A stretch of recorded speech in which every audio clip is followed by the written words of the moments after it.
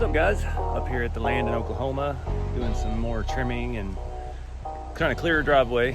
But in the meantime, we're gonna work on the trail. I'm gonna do some filming up here, and I need to clear my trail out again every time I come. Of course, sticks and leaves and everything have washed into it.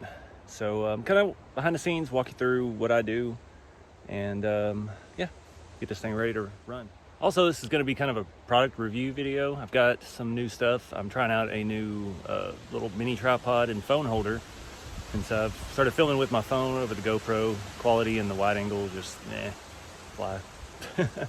And I'm going to talk about some of the camping gear too, but not a whole lot. And I've got some new equipment. Picked up a new chainsaw, got a 20-inch Echo, and so far it's been a much improvement over the little 14-inch worn out old one I had. Made quick work of all this stuff back here today. I got another 15 feet up into the drive, but I'm trying to speed things up because it is supposed to rain tonight. Another item, the Makita 36 volt blower.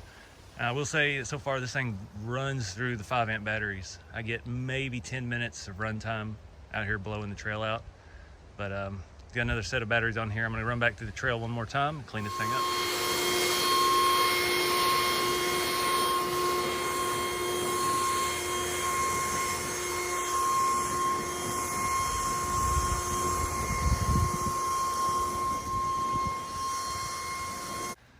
All right, so that makes pretty quick work of cleaning up the trail. It, like I said, it burns through the batteries pretty quick, but at least I don't have to sit out here and pick up stuff. It'll blow sticks and everything out of the way. This little tripod thing is awesome so far.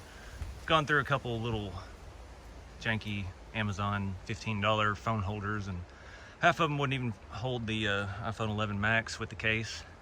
So I spent about 60 bucks on this. It's in the Amazon store below. Anything you buy at that store, I get a small commission on, and all the proceeds go back into the channel. There's RC stuff in there, lots of it, as well as real camping gear. But yeah, the little tripod, it's about 60 bucks with the phone attachment, and it is fantastic. Makes a nice little handheld holder, as well as a short, small tripod that I'm gonna set up on the trail. And the next thing, I'm gonna mark the trail. I got some flags. You can see it goes on up through there and it gets real interesting. So I got some flags at Home Depot. Unfortunately, I didn't realize they were labeled Home Depot. So this video is not sponsored by Home Depot. Another little product review. So I've had these roto packs since I had the overlanding trailer, and they were mounted on the side and they were awesome on there. So I bought another mount. Got one laying in there. Notice it's not on the truck. I got about 45 minutes from the house and it just about blew off. I don't know what the deal is with that. They do have some other mounts. I've already ordered another tank and mount, so I'm kind of committed to them. Otherwise I'd probably change, but they do have a mount that clamps on the bedside, has a plate, put it in there. So I'm gonna get a couple of those, or make a couple of those somehow, and do that instead, because being out here, it's just catching too much wind, and I don't know how it loosened up because the way it works, it screws itself in, but yeah, it wasn't holding very well. This rack, Voodoo Fab modular rack system here, this thing, it was pricey. This is $1,100 shipped. Took me a couple afternoons to get it assembled, but man, this thing is awesome. I got my shovel mounts over here, got some Quick Fist, got those in the store as well, and put the tent up there. I did have one major issue. This is made for rooftop tents, and the center rails would not go wide enough on a full-size pickup to mount the tent. So the tent rails were out here, and so I had to take the tent apart on the ground, open it up, move the aluminum rails in an inch on both sides to get them to mount to this rack. But other than that one small hiccup, it's pretty nice. Pretty well designed system. They have a lot of add-ons and stuff. They've actually had some lock boxes that mount on the back here. And So the trail starts off here. Kind of a tough climb.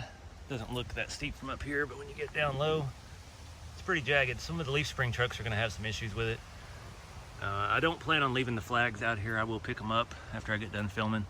I think this gets pretty heavy water flow. We'll find out tonight at 1 o'clock when it starts raining. Hopefully I can get out of the driveway. I've been trying to fill it in. It was pretty washed out, but yeah, I'm not gonna leave the flags. I don't want to litter out here. I try to keep everything as pristine as I can. So I'm gonna run through, mark a few gates, a few strategic turns, and we'll go from there. All right, so here's the finish line, I guess.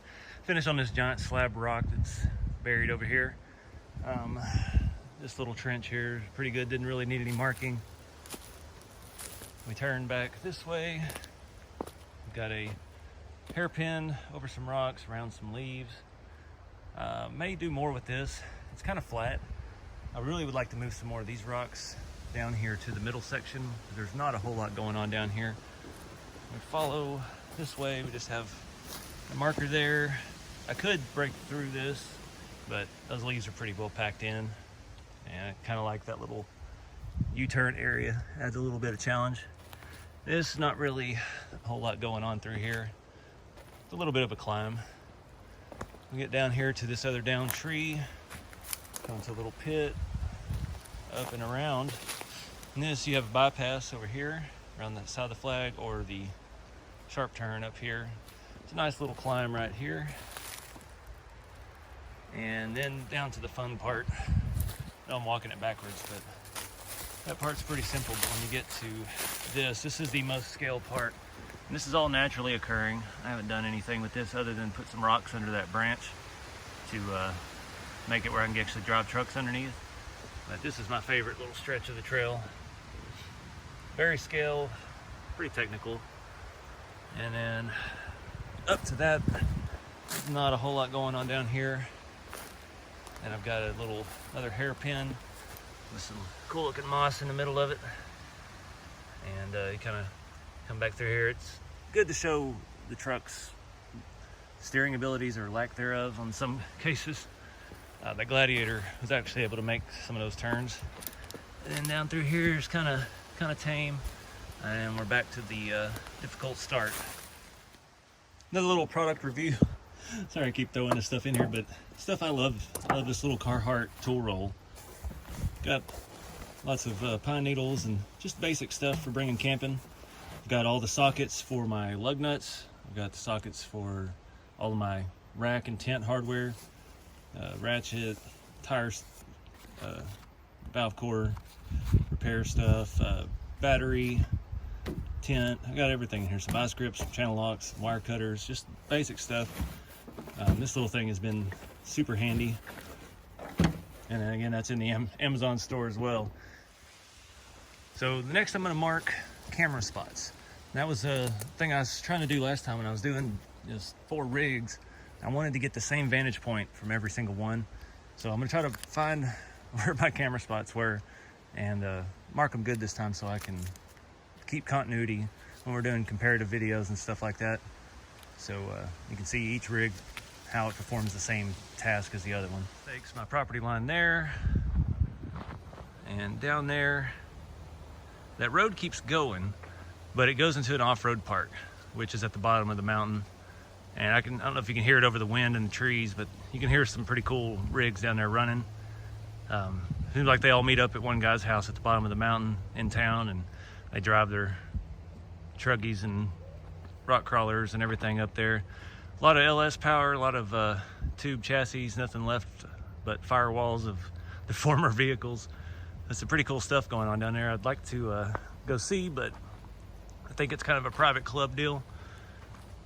The land, still got a long way to go. I've probably got another 200 feet of clearing to get up to the level area where I really want to go to town and maybe build a cabin one day. See, I've been doing quite a bit. It's just me and a chainsaw, nothing extravagant going on. But it's time to get the rigs ready and start crawling. All right, so pretty much everything I do in life is based around RC Everyday. I've got all my basic RC tools in here.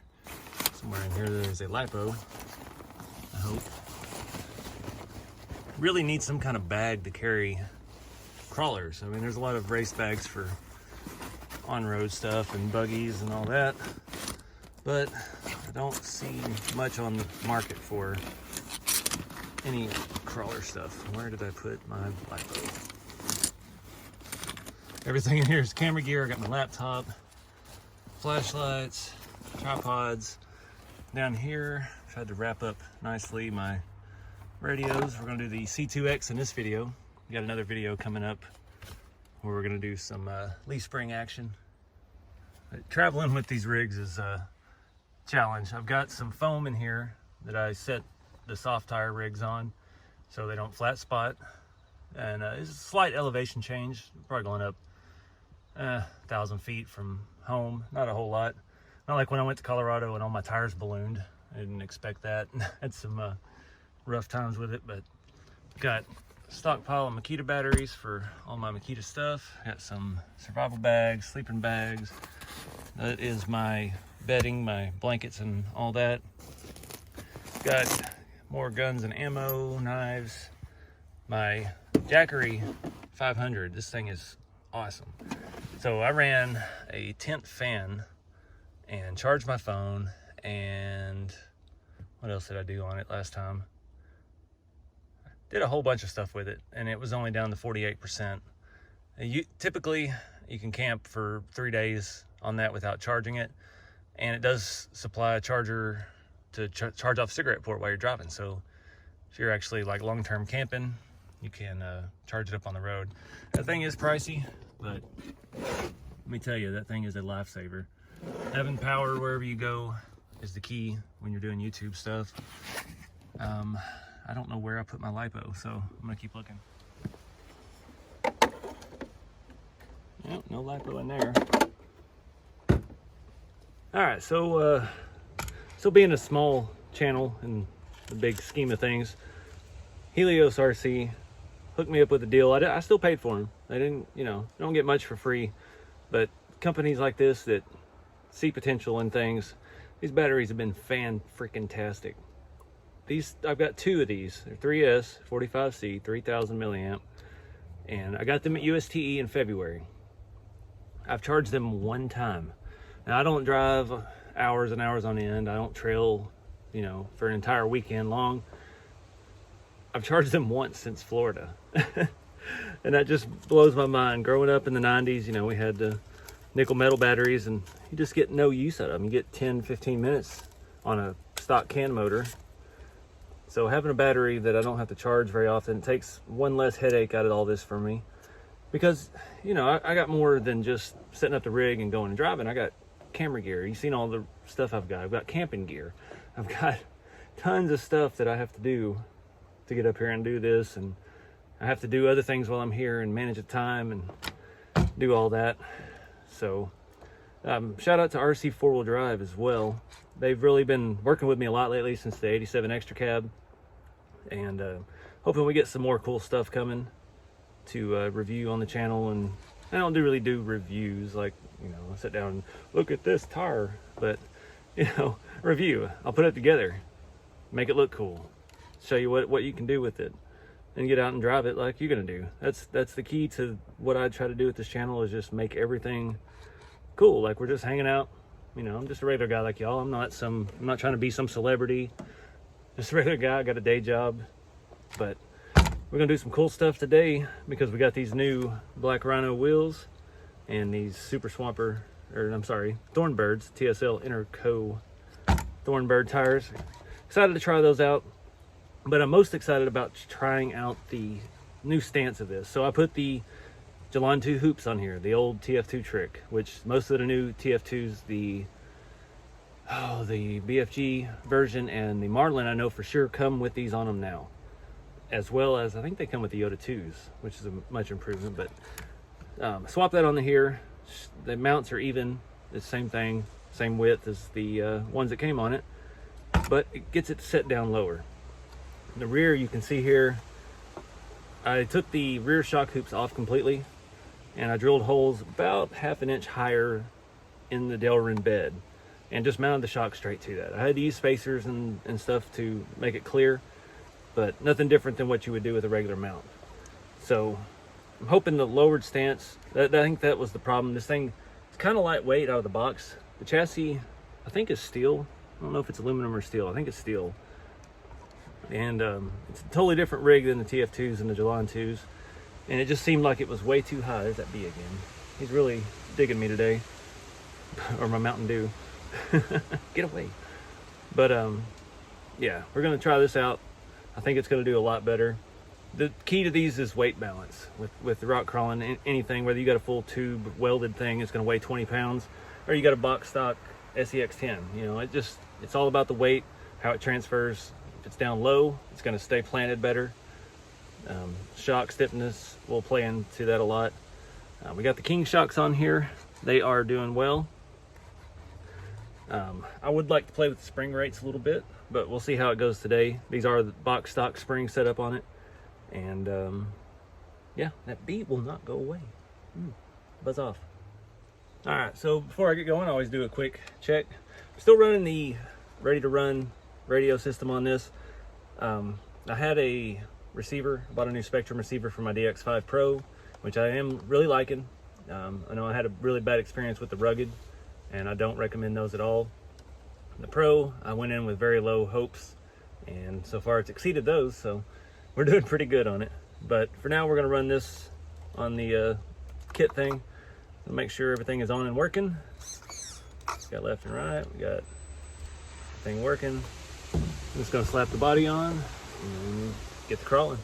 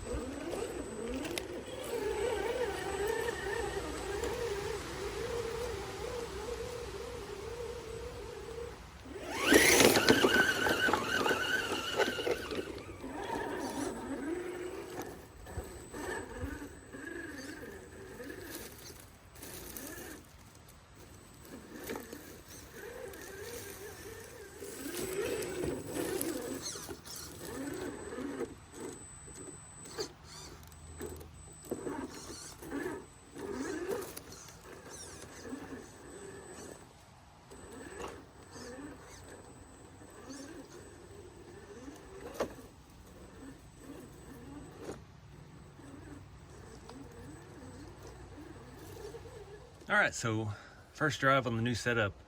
I really like these tires. I know it's a lot of mixed feelings. Some people are upset about them because of real life issues. The Black Rhino wheels, I think the extra weight down low and the lowering the suspension really made a difference. And I'm just still excited about my patina. It really brought this thing to life, brought out the detail in it. I love the bronze wheels, sucker for those. The slider's putting in work. Overall, pretty happy with the results of the changes I've made so far. Next for the C2X, I think it's gonna be interior. We need to do something. It's all still just shiny black plastic. Got all the detail stuff to put in it. We need to cover those seats. Do some cool stuff with it. But overall, it's a pretty good functioning rig. These lights, these are the, which ones were those? Oh, ARB. The ARB lights, they're not super bright. Like I've got the Baja Designs lights on the Amigo, and they're blinding. And these are a nice scale brightness.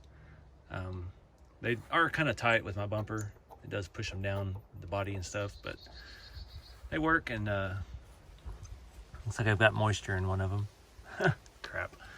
Oh well. Pretty happy with this rig. I think it's getting dialed in. I think it's pretty close.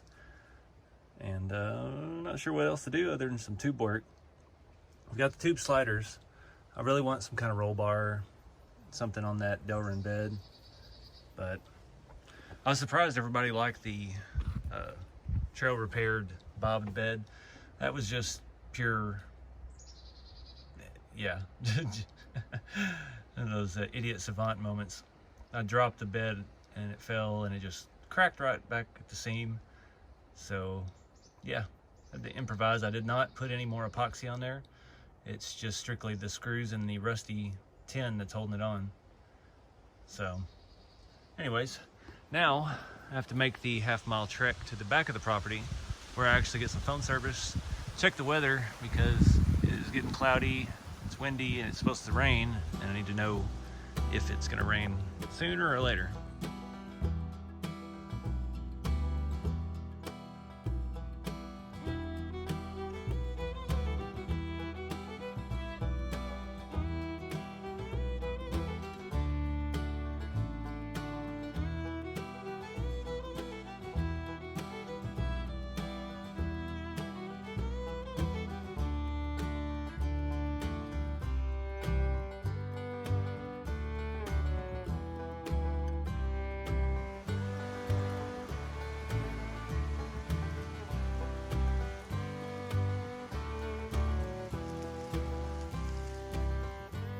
Alright guys, I packed up all the flags and filmed the other video.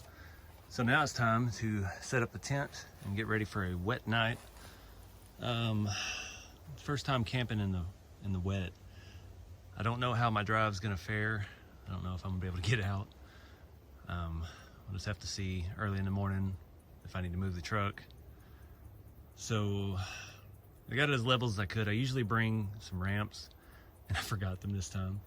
Thought the bed seemed a little bit empty, but I'm gonna go ahead and set up here. I backed the truck up into some of the new territory that we've cleared today. And yeah, time to get ready for the dark.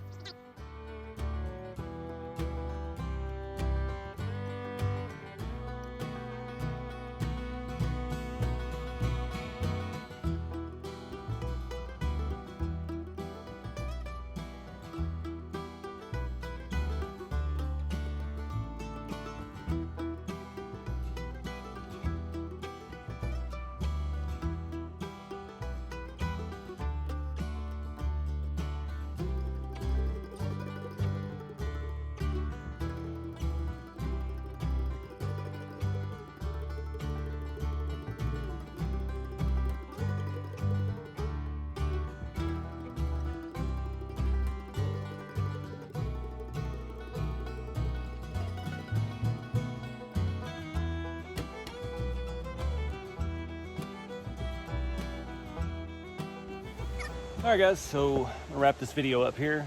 Appreciate y'all watching, and yeah, I really appreciate everybody who follows along. And I know a lot of folks don't like stuff like this, but it's fun for me. This is really cool. I own this land. All these trees are mine.